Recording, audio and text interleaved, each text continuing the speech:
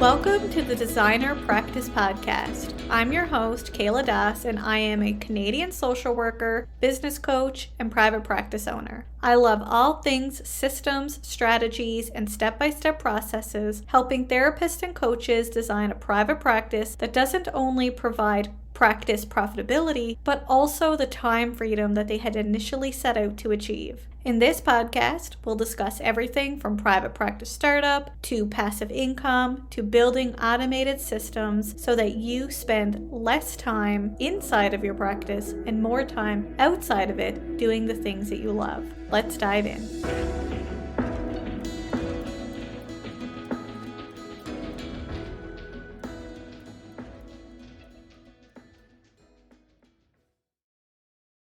Today's podcast episode is sponsored by Jane app. Before we dive into today's episode, let's chat about Jane. Jane is an all-in-one practice management software that can help you manage your practice with a suite of features that makes it easy to meet with individuals, couples, and families. Jane is easy to use even for the least tech-savvy user. Reliability and security are important parts of running a private practice, so Jane is both PIPEDA and HIPAA compliant, and your data is stored safely in the country that you practice, so no matter where or how you practice, Jane is always with you in the most secure and helpful way possible. Whether you work from home or in an office, you can be confident that you'll finish your session notes quickly and securely. Wherever you have Wi-Fi, you have Jane. And Jane's support team is always ready to lend a helping hand. You can learn more at kayladas.com/Jane. That's kayladas.com/Jane. And when you use the promotional code EVASPARE1MO, that's EVASPARE1MO, you'll receive a 1-month grace period on your new Jane account. So check out Jane today.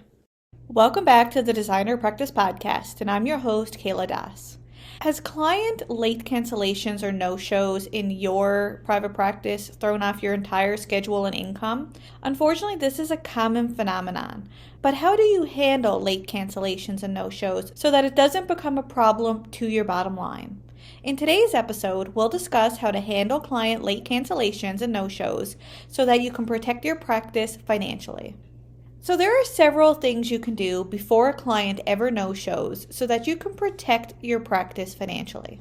The first thing that I would encourage any therapist to do is have policies and procedures in place about what you'll do when a client cancels late or they no-show, as well as how you'll handle it. Essentially, policies are the what and procedures are the how. When it comes to having a policy, this should explain what constitutes a late cancellation. For example, is it 24 hours? Is it 48 hours? What is a late cancellation? Also, what is the cost of the late cancellation or no-show? Is it the full fee of the session? Is it 50% of the session? And also explain briefly what you'll do if a late cancellation happens.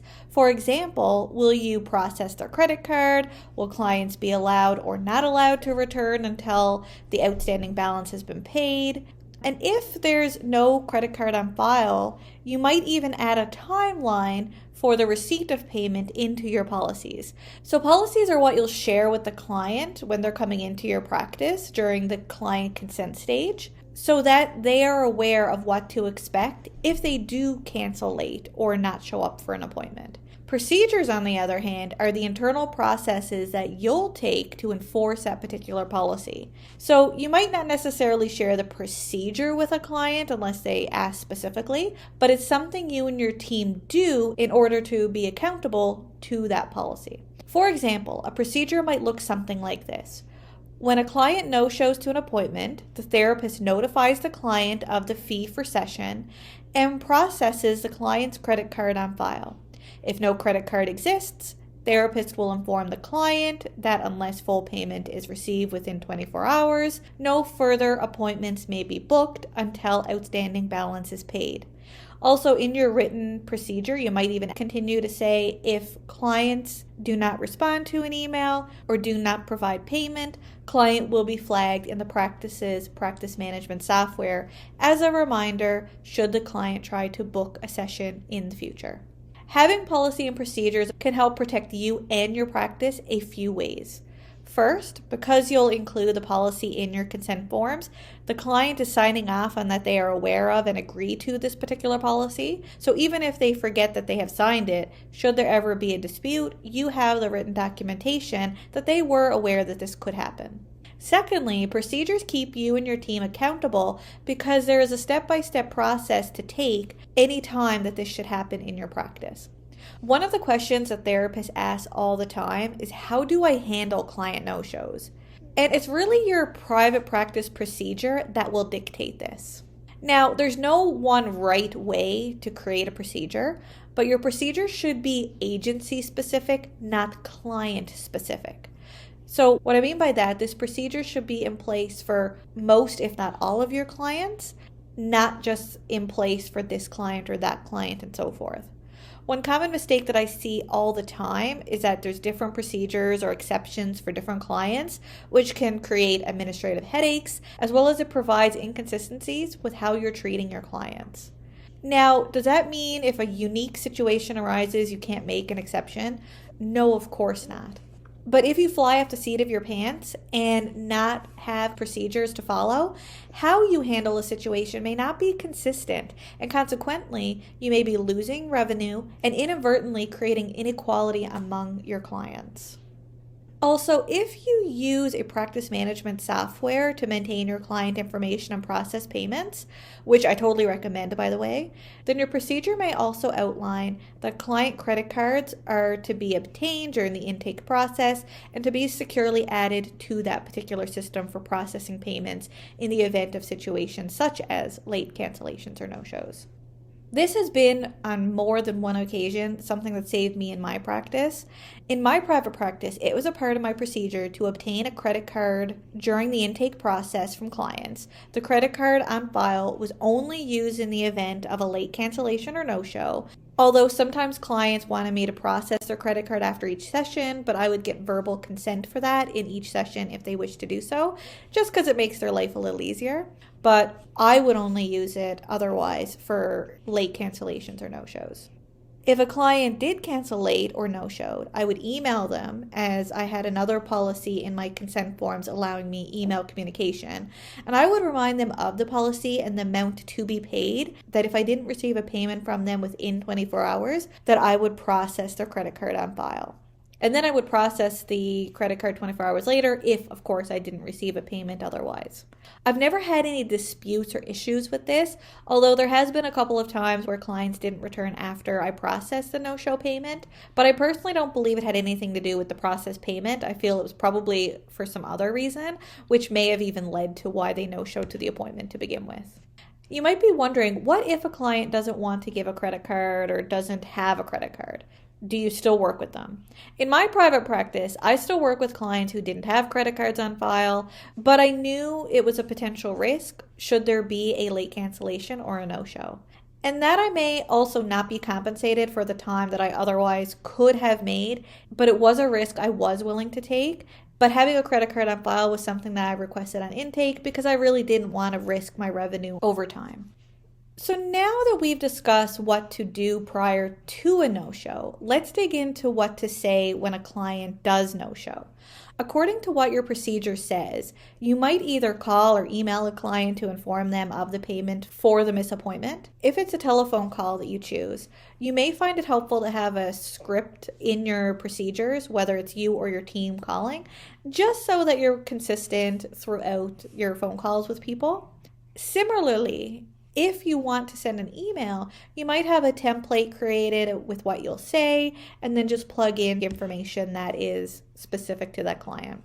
For example, an email might look something like this: Dear so-and-so, as you have missed your appointment today, I would like to remind you of our late cancellation and no-show policy that states, and then of course you would state what you would say.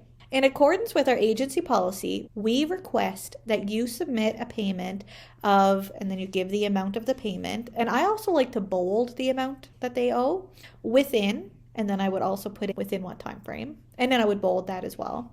Otherwise, we will process your credit card on file. After a payment is received, if you would like to book another appointment, please let me know, and we can reschedule at a time that works best for you, or something on that line. As I mentioned earlier, you could have this as a template added to your written procedure so that you have an email created so that you can continue to use in similar situations. So it takes less time administratively to create these emails to send to clients. So now that we discussed what you would say, let's actually talk about what you would do if a client doesn't show up and the possible steps you can take in regard to this. So first of all, notify the client of the missed appointment and remind them of your policy regarding late cancellations and no-shows and the process that you have to recoup payment in this scenario. Secondly, if a client doesn't provide payment in the time that you outlined in your call or email, or you're unable to process their credit card for whatever reason, you have a few options moving forward. One, if it's a part of your policy, you can inform the client that you didn't receive payment and that as per your policy, you won't be able to see them again unless they pay the outstanding balance. Two, you could hire a collection agency to try to recover that payment. Three, you can really do nothing because you probably already outlined your policy in the email or the phone call and the consequences of not paying in the first step. If you choose to hire a collection agency, there will be a process in that in itself, and it's important to ask yourself if the amount of time that you're putting in to try to recover this payment is worth the time, effort, and potential costs that you're going to incur as a result of this to try to recover the payment from the client. If you have a policy in place that you'll only see a client after they have paid the outstanding payment for the missed appointment, you'll only have maybe max a couple $100s that you are missing in regard to a lost payment. Whereas the time, effort, and cost that it would take to hire a collection agency will be much more than that. In addition, there are potential ethical considerations when it comes to enlisting a collection agency to recover outstanding fees, as you'll need to release some personal information about the client to the outside party. So before going this route, it may be wise to review your regulatory body's standards of practice or code of ethics with respect to this situation and enlist legal or risk management advice if you're unsure about the process or risks. Interestingly, I searched for some Canadian-specific resources with respect to therapists hiring collection agencies, and I really couldn't find any. But I have found an article from the American Psychological Association written by a risk management professional named Eric Harris about managing debts for psychologists. And there are some key considerations that I take away from this article that I'm going to share with you. One of these key considerations is that non-payment by clients is a business issue and not a clinical issue. So he suggests that communications with clients involving anything other than like the business reasons for payment may be, and I quote, legally and ethically risky. Secondly, that enlisting a collection agency must only be used when all other options for recovering the payment is exhausted.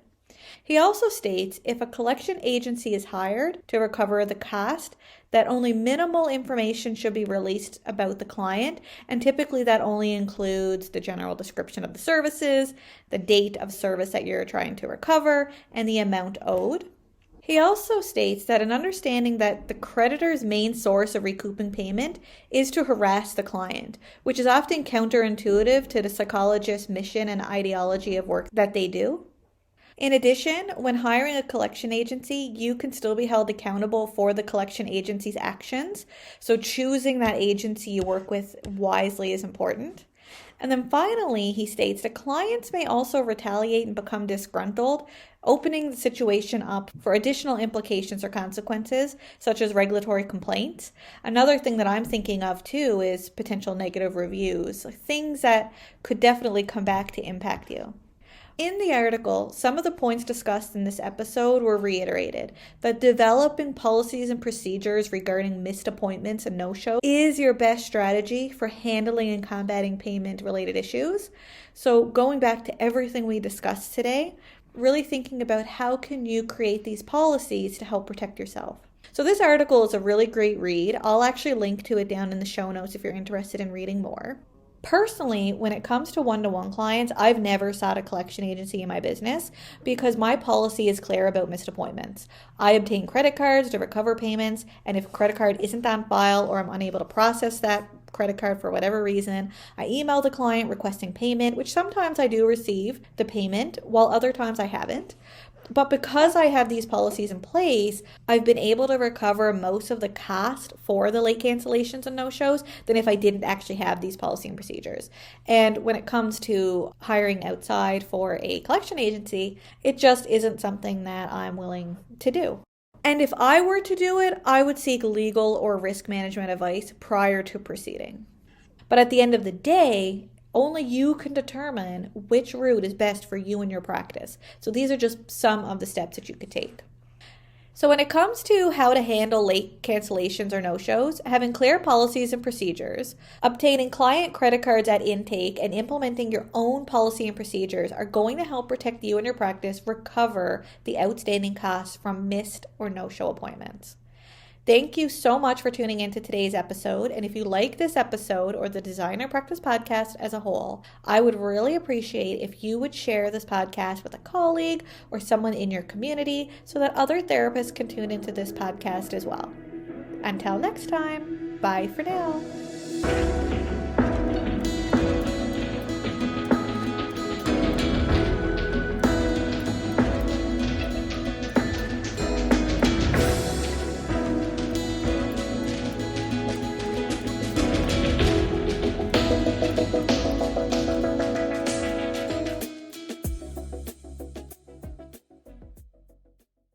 Please be advised that the podcast advertisements and links in this episode may be affiliate and or sponsor links where Evaspare Inc. and the Designer Practice Podcast receive compensation for sales or signups made through link clicks. This helps the Designer Practice Podcast continue to provide free and valuable content to you each week. Thank you, and we appreciate your support.